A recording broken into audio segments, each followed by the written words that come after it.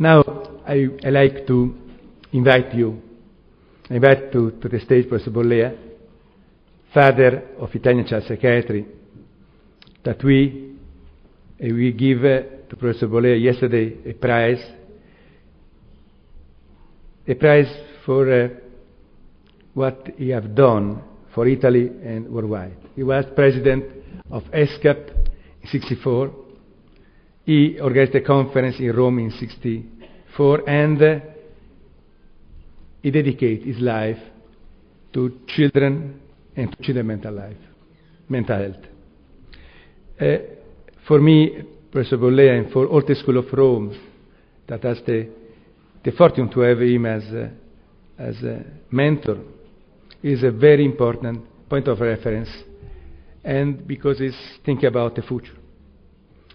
And with Professor Bollea, that after he will say something about his experience, I like to introduce for a special lesson to all of us, Professor Luigi Cavalli Sforza, that is the speaker of tonight. Professor Luigi Cavalli Sforza is one of the leading scientists in our age, born in Genova in 1922.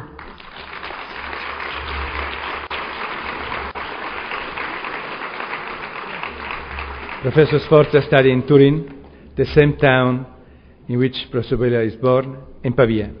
After study at Cambridge, where he specialized in bacterial genetics, he returned to Italy and worked at the University of Milan, Parma, and Pavia. Here, Sforza began his groundbreaking work in the study of human society by examining demographic and population genetics by using church-based birth and marriage records.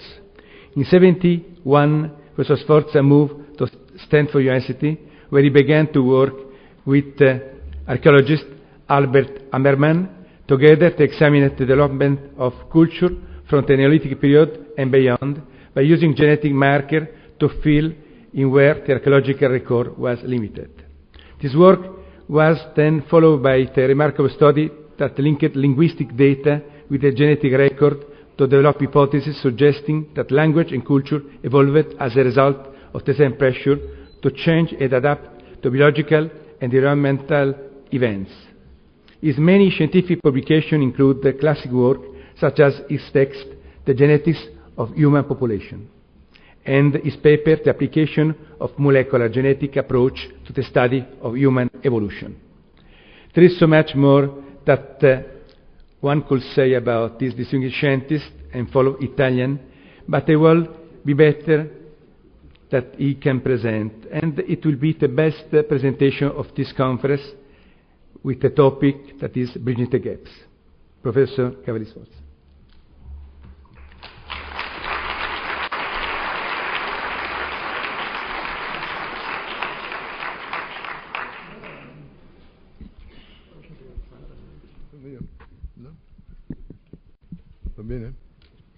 Can you hear me? Probably those that don't hear me could not answer, so I'm not sure. Well, I hope people who don't hear me will complain and show their hands up to speak louder. I am greatly honored to be asked to speak to neuropsychiatrists of the infantile ages, and I have been working a little bit when it became possible to locate genes of disease. I decided I had to try to do something and started working on schizophrenia. That was a long time ago, and it was almost impossible to get anywhere, and still now it is difficult, although in the last few years some important progress has happened or is going to happen in the next. And after that, I continued having, in my spare time, that I could spare from my main work in human evolution, trying to do some work on autism by working with strong collaborators like Sari Aniello, a friend whom we unfortunately lost out of heart attack while he was jogging. It's one frequent event, I'm afraid. Even the person who introduced jogging died at the age of 45, Alan Fix. We then had formed a group already before he died. So after he died, we decided to ask Neil Risch to join us and work on something that is fairly close to schizophrenia, as you know, autism. And after several years, we reached the conclusion, the rather sorry conclusion, that there were at least between 10 and 20 genes determining, cooperating to generate autism. At that time, there was no hope of doing anything. Today, we are at a very critical and beautiful moment in genetics, because now we can hope to solve problems of that kind. They are not going to be easy, and I've not tried to enter into such a difficult arena, but I did use in the last few months these new weapons, scientific weapons, which are essentially often called just mega chips to indicate that they are formally chips that contain millions even of genes. Well, genes has become a very varied work. At the beginning, any character that could be shown to be inherited was called a gene, and it was a name that was given to what Mendel had called elements, which in a way was even nicer. More recently, with the advent of genomic studies, the word gene has been confined to a very small section of the genome. In fact, it's perhaps only 2 or 3%, and I never know exactly because it fluctuates a little bit. But the gene now is conceived as that segment of DNA that makes a protein. And it gives the idea that the rest is not important. Now, it is true that some of the rest is not important, and maybe that something, maybe even as large as 50%, we really don't know. But the rest that is not important, they're considered not important, really, it is not true. Much of what the rest of this other 90%, there are many DNA segments that we have to learn to use the study. And I've been doing some work in one interesting gene, lactase is a very important gene that allows us to use milk. And so it's important, especially at the young, or was important at the young ages. And nature, which is ordinarily likes to economize, decided not to use this gene after 3 or 4 years of age, when you stop using milk from your mother. But in the last 10,000 years, milk has become in common usage for adults, at least a part of the world. And it has been detected that a number of genes, a number of people can use lactose as adults. Those that don't have problems and practically tend to avoid consuming milk. Sometimes they don't, and then they have troubles. Well, I'm mentioning this because it is one of those genes which determines whether you tolerate lactose as an adult or not, which is not a gene, not a gene as defined by in fact of making actively a protein. It is, in fact, in a part of the genes that do not make a protein, they are called introns, and it is not in the introns of the gene making the enzyme that allows us to use lactose. It is in another gene which is adjacent, but we really don't understand how it can do it at the moment. That something which is in another gene influences what happens in the gene that should make the enzyme and avoids the production of lactase. Anyhow, we are going to have a lot of complications like this coming up from genome analysis. And fortunately, we have good chances of detecting them. We still have to learn exactly how to use these very powerful mega chips. And I've been spending the last 3 months in Stanford using a mega chip, not a million, but 660,000. There are various of these chips, and it doesn't matter very much how big they are. They're very big. And I'd like to tell you something about it, and also what we can hope to do for the advance of medical genetics. But before I do that, let me come to show you a couple of slides that give you some idea. May I have the first slide? To tell you how we became humans and why evolution is useful, the study of evolution is useful. Can I have the first slide, please? Oh, it's there. Well, I apologize. I'm sorry, I didn't see it. It's written in Italian, but it probably can be understood.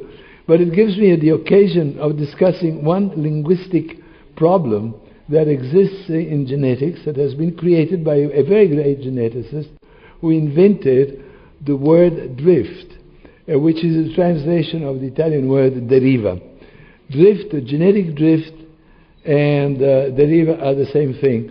And they are used by all other scientists in a different way. Physicists and linguists use the word drift, or also deriva, for defining something else. What drift really means in the majority of languages and also in linguistics and physics is what happens if you throw something on the surface of the sea, and it may stay on the surface or go down. It will be transported by winds or by currents, and the movement is a passive one. Well, this is not what the word drift means. In fact, Kimura was one of the greatest students of drift, said we should really say random genetic drift. It's a bit long, it's quite a mouthful. But what drift is, because I'm not going to tell you what is mutation, what is natural selection, because you know that very well. But I'm going to define drift because it's less well known. Also because many people have thought that it was not important. And much of the work I've done has convinced me that it is very important. Drift is the effect of chance in determining how many of your children have a gene, for instance, which you would give it theoretically to 50% of them, but you may, if you have 4 children, you may have none of the 4 children with that gene, or you may have 1 or 2 or 3 or 4. That statistical fluctuation causes a lot of change. So let me go to the next slide and show you what a drift can do to the frequency of a gene. You start in a population with 50% of the gene at the extreme left. On the left scale, there's 50%. All your curves start there. And on the horizontal axis is the number of generations. You let this population with 50% genes reproduce for 80 or 90, 100 generations. And you take a population which has only 25 individuals, and the proportion of that gene goes to 100 in few generations.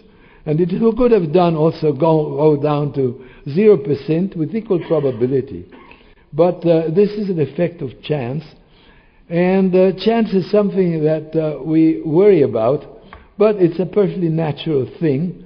And we can predict very well the effect of chance. It is essentially the same that determines where a little ball is going to happen to go in the roulette, or whatever happens in many games in which hazard is important. Now, if the population is bigger, then the fluctuations in the generations are fewer. And if they tend to be eventually very small. So in fact, the human populations is so big today that the effect of drift at the level of the whole species is very small. We are going to remain the same in terms of gene frequencies as a species. But once you take a small population, and medical geneticists always have to do with relatively small populations, then it's different. What happens if a gene becomes 0% or becomes 100% is you lose what we call genetic diversity, right? And the drift always causes loss of genetic diversity, but in a large population it may take very many generations. In a small population it may only a few. This is what this shows. And I would like to give you an example in nature, in humans, where this happened, and probably it was a result of drift. Now, the interesting thing is that the last factor I mentioned, migration, opposes ordinarily drift, so that drift tends to create loss of genetic diversity, populations become different, and migration ordinarily tends to make them return to being more similar. Well, one phenomenon that happened in human evolution was that in America, when first humans entered into America, and this happened at least 15,000 years ago, there were probably very few, because they had to go through the Bering Strait, and it was very cold, etc. And in all the rest of the world, you have about 50% of individuals who have the blood group O, and the others have A or B. Well, if you go to America, American Indians, not an American like me or many of those who are here, you find that Americans in North America, there's only O and some A blood group in North Canada, in northeastern Canada. Well, you go further down, like humans, you have to go through another bottleneck, which is the Isthmus of Panama. These bottlenecks probably left only very few people go through, and you find that every individual has O. So, in the north, the genetic diversity lost was B, and in the south, where there were further steps through different bottlenecks, you have only O. Well, this has happened very regularly now in the whole of the world, and we have found extreme regularities that I'm going to show you, because it is interesting to see when we study enough genes, we find that evolution is perfectly explainable. And even if it is largely a matter of drift, of chance, but chance, if the numbers are large, is perfectly predictable.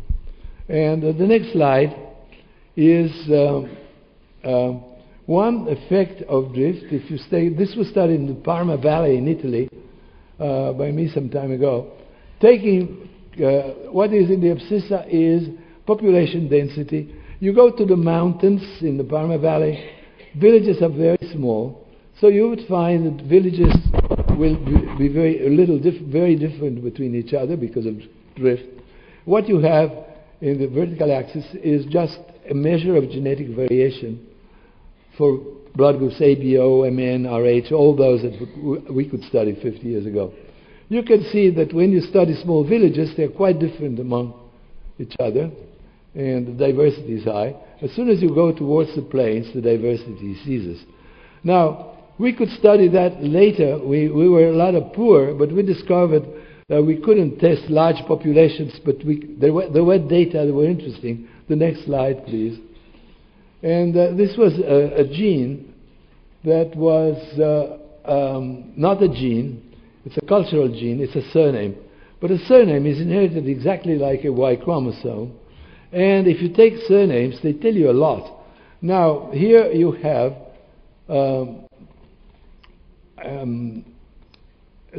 at the left, the study of surnames and how they differ between villages locally. And you can see that the black is many differences between villages. If you look at population density, it's very similar to what you see for surnames. If you look at altitude, it's also, it shows the same properties. Now, why? Because altitude limits the population density, villages became small, and drift became very large. So you find that in some villages, the surnames are very few. If you go to China, where populations, where surnames have been in use for 8,000 years, while in Italy they've been in use only for 1,000 years, you find that in one village of 5,000, 10,000 people, everybody has the same surname, completely. The other surnames, which certainly existed at the beginning, have been lost. Well, the same happens for genes. Now we have studied the Y chromosome, and it tells us a lot about history of humanity. Can I have the next slide? Now, this is the tree of the human chromosome based on some hundreds of genes. And you can see that the earliest ancestor, there's only one man to which we go back, a sort of Adam. It's not a matter that there was a single man at the time, but simply that genetic diversity is lost through the generations. And if you go back, you always go back to a single ancestor for whatever gene or for whatever you do it for. Now, for instance, you go back to a single Adam and you go back to a single Eve, but they lived at different times. So, and it's not that there was only one man or one woman at the time, but only the Y chromosome of one man survived. All the others that were there at the same time were lost. And the same is true of everything that came from a single woman, which are mitochondria. There's not, all mitochondria we have came from a woman who lived about 125,000 years ago in Africa. And all our Y chromosome came from a single man who lived, 175,000 years for Eve and 125 years for Adam. So they couldn't live together. And anyhow, there was no time at which there was only one single man or one single woman. We would be dead. The species would be dead, clearly. Anyhow, let me go now. You can see that the very first humans that are at the very top are all in Africa. You can see that red means Africa. And then from Africa, you see later humans coming up, and they are in Asia. A few in Europe, and then there were more in Europe later, and some went to America very late, and some went to Oceania very late. Now, the next slide shows you what has been the history of the human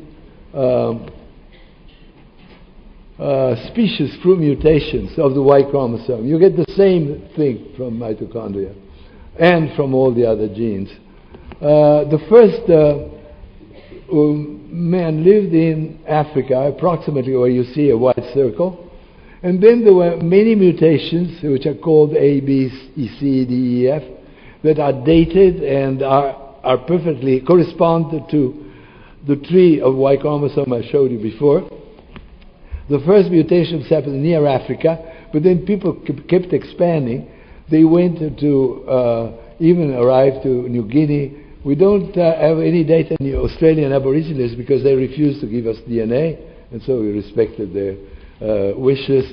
In fact, it's not them, but it was probably some Australian geneticists who didn't want us to work on their Aboriginals, and so we managed to get some trouble, generated some political trouble. Anyhow, this is the history of the expansion as we can get it from the history of the Y chromosome. But we have found many other things that confirm this. Archaeologists agree with us. Now, what has been, I can tell you one little personal experience. I started being a bacterial geneticist. I was an experimenter. And it was so nice, if you were not sure about an experiment, you could repeat the experiment as many times as you wanted. Because science is confirmed by repetition of experiments. You cannot repeat history. But there is a way to do some kind of history repetition, and this is what I'm always trying to use. You look at the same phenomenon from a different point of view.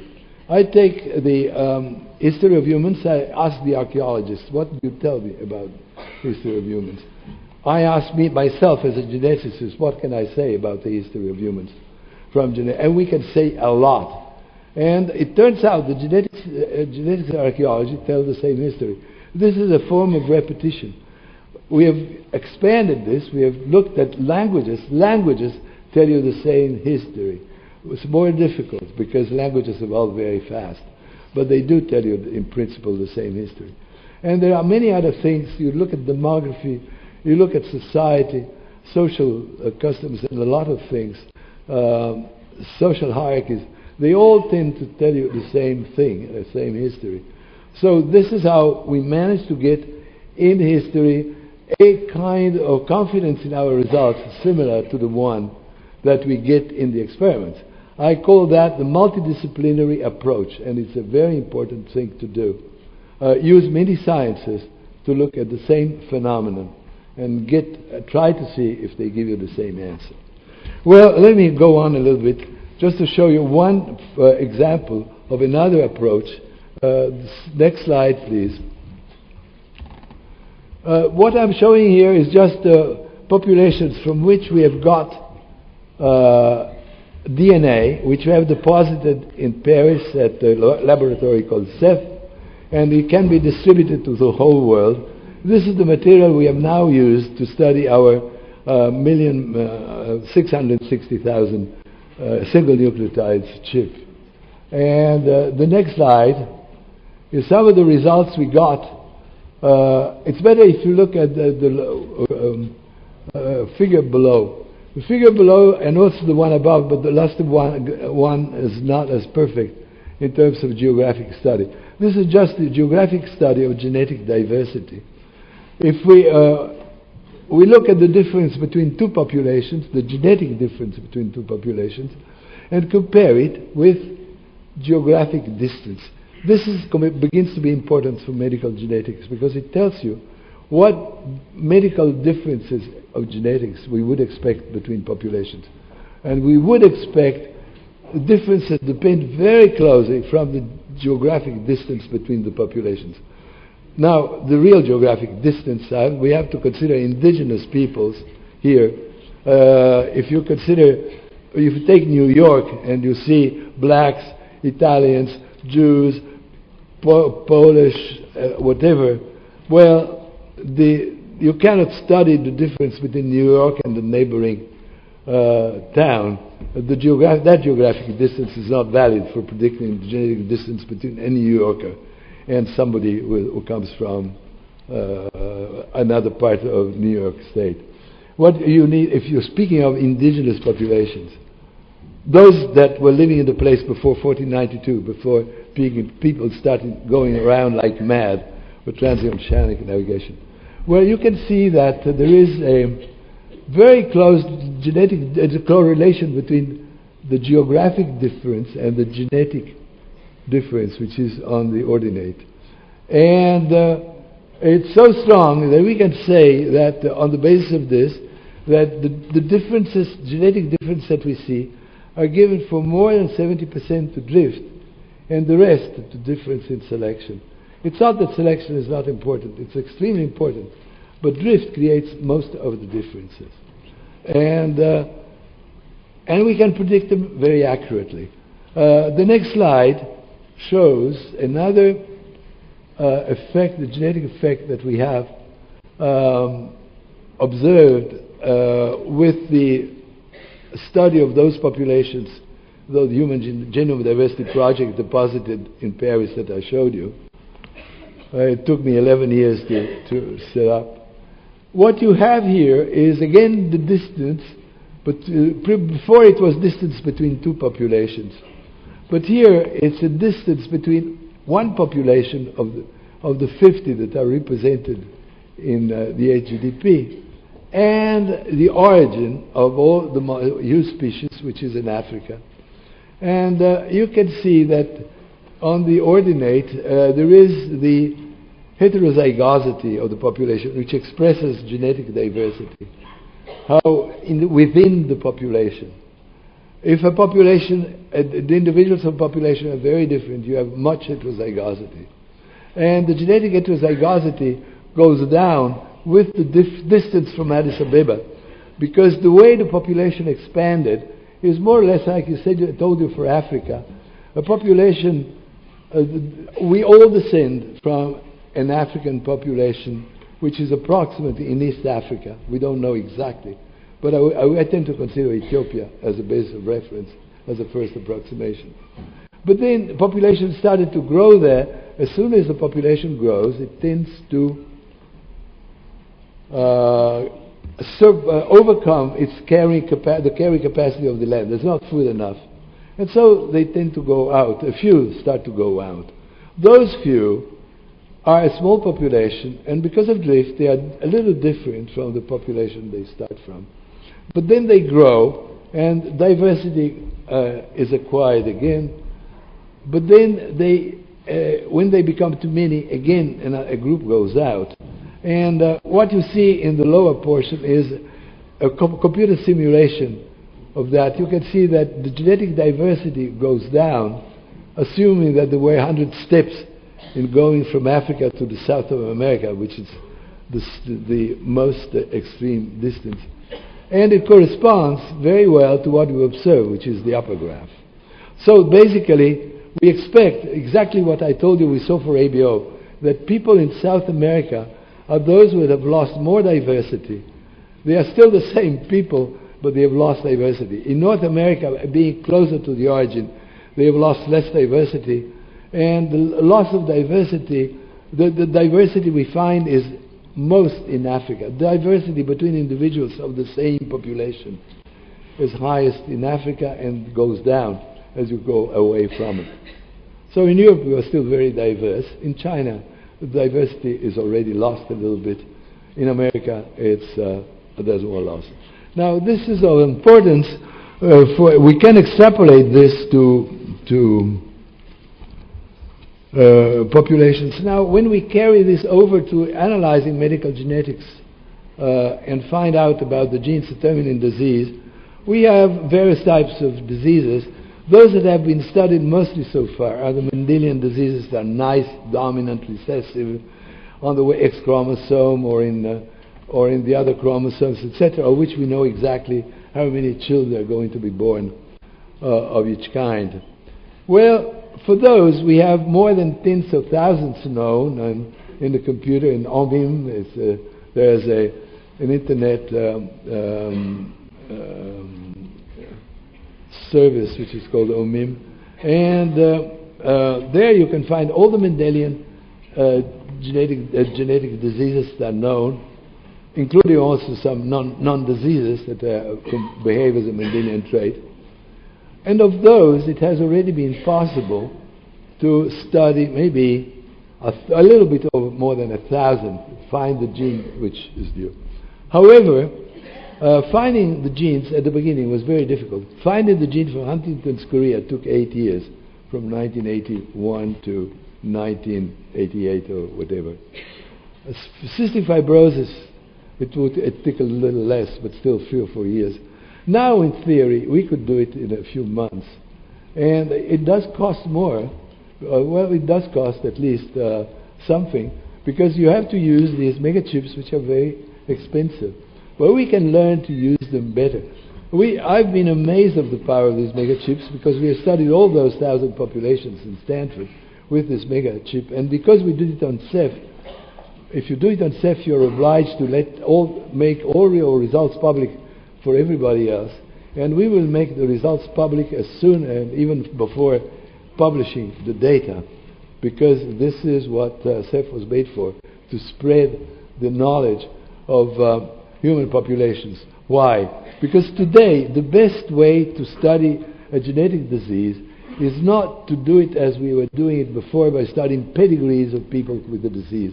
The best method is to take patients of the disease, which are not related, but are of common origin, geographically and socially, and compare them with normal individuals of the same origin. These collections of genomes, of DNAs that we are making, can now be examined, and the general collections of those of people who don't have the disease that you study on patients, or very few of them have. And you can make the comparison between patients and controls. These are called association studies. And that is the fastest and way. With mega chips becomes extremely fast. And these collections of normal individuals whose genomes can be used and studied, and these being studied, provide to you the controls, because studying the patients is difficult, but collecting the controls is even worse, because you have to ask blood from people who are perfectly healthy, and they may not want to give you blood. They may give you saliva, but saliva is useful, but it's not as good. So, having these studies of these genomes, I'm supporting I've started a study of the Italian genome, and we already have about 1,000 individuals from almost all the country, and we want to make 10,000 of those, because then those will be perfect controls for making genetic studies. Any medical student, any medical geneticist who, thank you, any medical geneticist has a job much less difficult once he knows that controls are already ready for him, and the DNA has already been tested, so that he can just compare directly. It will cost much less to do genetics now. But there is one problem. There's another message I would like to give you in the 5 minutes that I have left, and is that it is not enough to study the DNA. I have been very interested in the genetics of IQ for a time. IQ is an example of a polygenic trait, a complex trait. And most important diseases are complex, are due to many genes. But they are complex like IQ also in another way. IQ, like many genetic complex diseases, depend not only on genes, depend also on other factors: environment, society, prejudice, culture. And it's very difficult to study that. There's no systematic method today. It should be made. And we find that, for instance, for IQ, there's been for a lot of time the wrong idea that genes were all that mattered. And when the research was done better, it was discovered that it's not true. You can partition the relative effect of various factors, for instance, genes, for instance, the culture you inherited from your family, from your parents, and from your society, and other random events. And when that situation was examined, the percentage of variation of IQ due to genes, which was 80 or 90%, went down to about 35%, and there was an about equal part due to cultural inheritance, what you inherited from your parents and from society, and there was another third, which was due essentially to individual events in the history of the single individual, which are very difficult to find out, but are important. And that will probably be true. I don't want to say that for every disease, polygenic disease, there will be one third, as it has been found for IQ. If you're interested to know this IQ story, I would suggest that you read a popular book I wrote that has been translated into English. In English, it's called The Great Human Diaspora. And in that, in the English edition, it is in 95. In 95 it was published, and I published it with my son Francesco. And it shows the history of IQ and the errors that were made, and what you really have to be careful of when you study genetic diversity in humans. You have to be able to take account of those three facts: genetic inheritance, cultural inheritance, and individual events that in the history of an individual. And you'll have to learn to do that. And I believe that if you do that, then you will be able, for IQ, to destroy the kind of racism that has pervaded for a long time the history of IQ, which I've told in the postface of this book called The Great Human Diaspora. It is a good teaching. And I would have to add that racism as social disease, and you as neuropsychiatrists should study it, because it's an important disease that must be fought and must be avoided. And it comes from teaching in the family and in society. Thank you very much.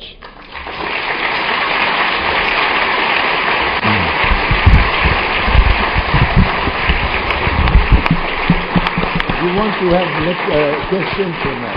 Do you have questions? No. Il silenzio con cui avete seguito questa lunga relazione è la dimostrazione che la trasmissione funziona molto bene, quindi faccio un augurio che la traduzione estemporanea continua in questa forma stupenda. Adesso parlerà il professor Caffo. Dove è sparito? Dove è sparito Caffo? Ah, ecco. Che in certo qual modo riprenderà in mano la sintesi di quanto che aveva sentito, ma in forma stupenda, così completa, soprattutto così convinta di chi l'ha espressa. A Caffo. I thank Professor Cavalli Sforza, and I like to say, Professor Bolet, that Professor Bolet was near me and say, I like to know better the translation, and I said to him that I will, after, speak about the wonderful relation of Professor Sforza, because Professor Bolet, every time, is very curious about life, about science, and they make question every time. The problem is that, as many Italians know foreign language not so well, and sometimes we lose some knowledge. I think that the speech of Professor Cavalli Sforza was absolutely very important for all of us, because it gives the sense that the genetic can be very important in our field. And I think that Professor Bolet knows this, and know that it is very important. The biological basis of development in our field is very important. I'd like to thank Professor Cavalli Sforza. I'd like to give you a special prize, and I like that Professor Bolet will give this prize to you, the prize from the Congress.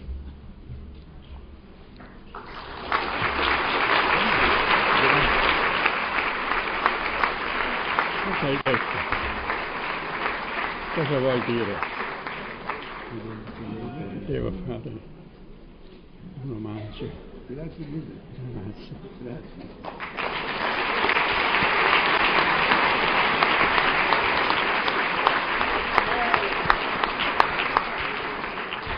E allora la meritava come una relazione così lunga e così completa e così sentita, meritava questo piccolo premio. Mi spiego? Adesso sentiamo Caffo.